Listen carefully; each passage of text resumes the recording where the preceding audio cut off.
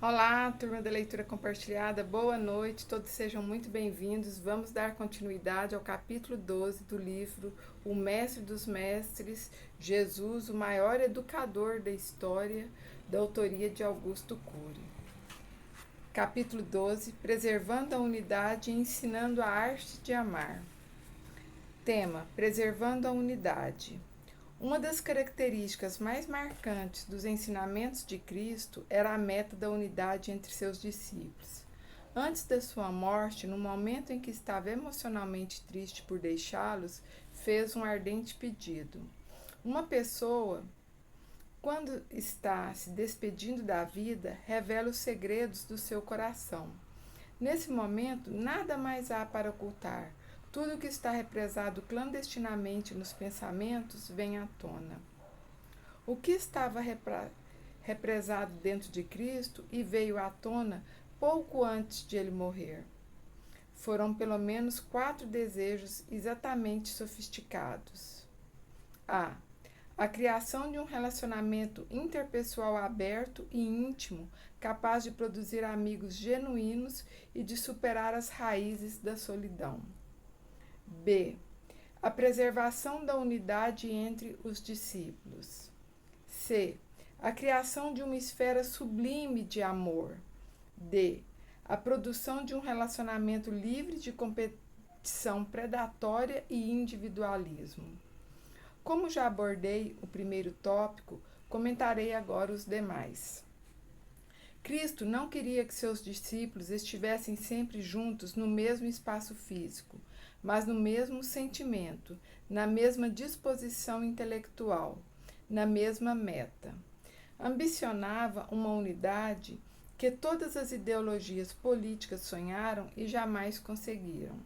Uma unidade que toda empresa, equipe esportiva, universidade e sociedade almeja, mas nunca consegue. Almeja que fossem unidos na essência intrínseca do ser deles. A unidade que Cristo proclamava eloquentemente não anulava a identidade, a personalidade. As pessoas apenas sofreriam um processo de transformação interior que subsidiaria uma unidade tão elevada que estancaria o individualismo e sobreviveria a todas as suas diferenças. Juntas, unidas, elas desenvolveriam as funções nobres da inteligência. Cada pessoa continuaria sendo um ser complexo, com características particulares, mas na essência intrínseca elas seriam uma só. Nessa unidade cooperariam mutuamente, serviriam umas às outras, se tornariam sábias e levariam a cabo o cumprimento do propósito do seu mestre.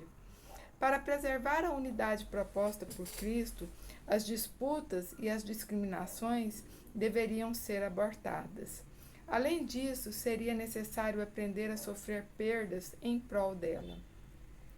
Nenhuma unidade sobrevive sem que as pessoas que a procuram estejam dispostas, sem que as pessoas que a procuram estejam dispostas a sofrer determinadas perdas para sustentá-la. Até porque não é possível haver relações humanas sem que haja também decepções. Portanto, para que a unidade tivesse raízes, era necessário trabalhar as perdas e as frustrações e apreciar as metas coletivas acima das individuais. Excluir, discriminar, dividir, romper são habilidades intelectuais fáceis de se aprender. Uma criança de 5 anos de idade já tem todas essas habilidades em sua personalidade. Porém, incluir, cooperar, considerar as necessidades do outro e preservar a unidade exige maturidade da inteligência, exige compreender que o mundo não deve girar em torno de si mesmo, exige desenvolver um paladar emocional refinado, no qual se tenha prazer em se doar para o outro. O individualismo é um fenômeno intelectual espontâneo, que não requer esforço para ser alcançado. Além disso, não gera um prazer para tão rico como o prazer coletivo de estar entre amigos. Além disso, não gera um prazer tão rico como o prazer coletivo de estar entre amigos, quando a unidade é cristalizada. Quem preserva a unidade se torna especial por dentro e comum por fora.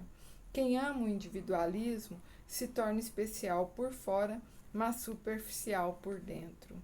Na unidade proposta por Cristo, os discípulos conquistaram uma esfera afetiva tão sofisticada que receberam o nome de irmãos.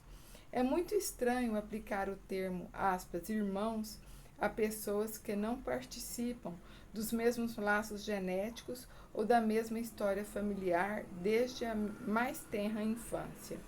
Pois bem, o clima produzido entre os discípulos de Cristo era irrigado com um amor tão elevado e difícil de ser explicado que os tornavam membros de uma família que está além dos limites dos laços genéticos, que não é um mero grupo social reunido, mas possui a mesma história interior, no qual cada membro torce pelo outro e contribui para promover seu crescimento interior. Uma família que está além dos limites dos laços genéticos, que não é um mero grupo social reunido, mas possui a mesma história interior, na qual cada membro torce pelo outro e contribui para promover seu crescimento interior.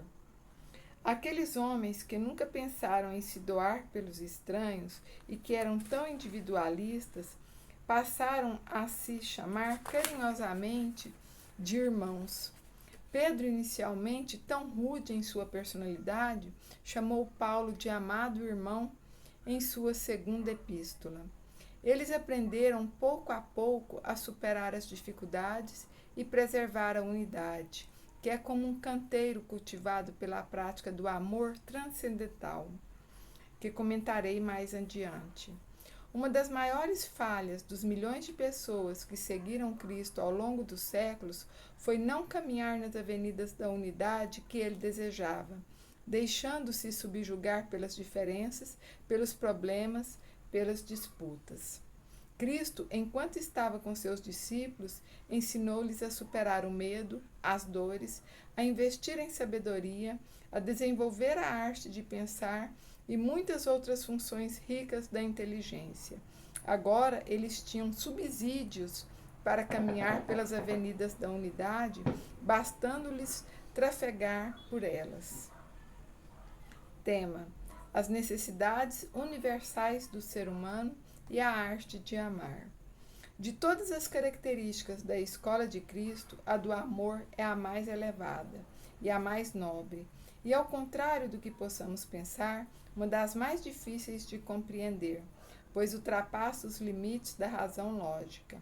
Amar uns aos outros era um princípio fundamental. Estamos acostumados com a cultura cristã e por isso não ficamos intrigados com essas palavras.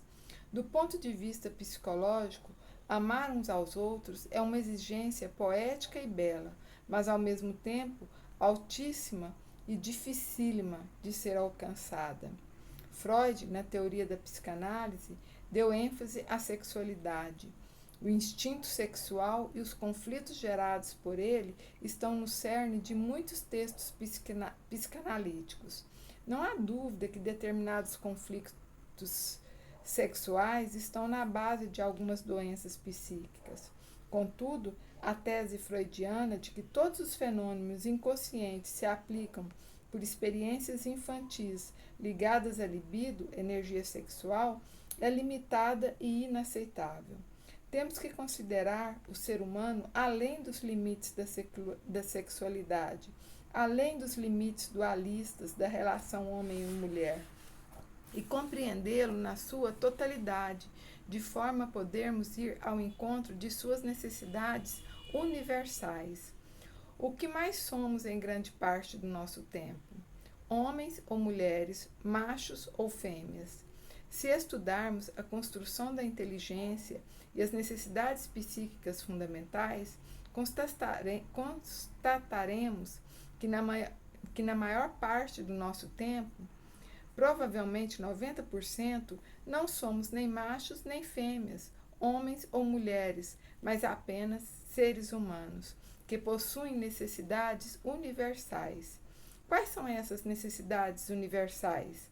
Necessidades de prazer, de entretenimento, de sonhar, de ter sentido existencial, de superar as angústias existenciais, de transcender os estresses psicossociais, de superar a solidão, de desenvolver a criatividade, de trabalhar, de atingir objetivos, de alimentar-se, de repor as energias durante o sono, de amar e também de satisfação sexual. Quando procuramos evidenciar excessivamente nossa masculinidade ou feminilidade, provavelmente está havendo um comprometimento da sanidade psíquica. Amar é provavelmente a necessidade universal mais sublime e mais difícil de ser atendida. Os romancistas discursaram sobre o amor, os poetas o proclamaram, mas na prática não é fácil conquistá-lo. Cristo discursava sobre um amor estonteante, um amor que gera uma fonte de prazer e de sentido existencial. Aquele simples homem de Nazaré, que teve tantas dificuldades na vida, que sofreu desde a infância e que, quando adulto, não tinha onde reclinar a cabeça, não apenas extraiu sabedoria da sua dor e poesia, da sua miséria, mas ainda achou fôlego para falar de um amor arrebatador. Aspas, amai-vos uns aos outros, como eu vos amei. João 13:34. Na sua última ida a Jerusalém, pouco antes da crucificação, ele sofreu intensa perseguição por parte dos herodianos, dos fariseus e dos saduceus, integrantes dos partidos religiosos. Todos procuravam testá-lo para fazê-lo cair em alguma contradição. Esperavam que Cristo dissesse alguma heresia contra as tradições judaicas, ou que falasse algo que fosse contra o regime de Roma. No entanto, ele silenciava a todos com sua inteligência. Apesar de silenciá-los e de provocar grande admiração nesses opositores, tinha consciência de que logo iria morrer. Era só uma questão de tempo, para que fosse apanhado longe da multidão. Por isso ele discorria sem rodeios sobre seu julgamento e sobre as dores que iria padecer. O clima era ameaçador, capaz de tirar o sono de qualquer um. A cúpula judaica já havia armado diversos esquemas para prendê-lo e matá-lo. Do ponto de vista lógico, não havia espaço para Cristo se preocupar com outra coisa a não ser com a sua própria segurança. Entretanto, apesar da tensão exterior, ele não se deixava perturbar. O mundo à sua volta estava agitado, mas ele se mostrava tranquilo. E ainda tinha tempo para discorrer com seus íntimos sobre um amor transcendental, um amor que lança fora todo medo. Como é possível alguém que está rodeado de ódio discursar sobre o amor?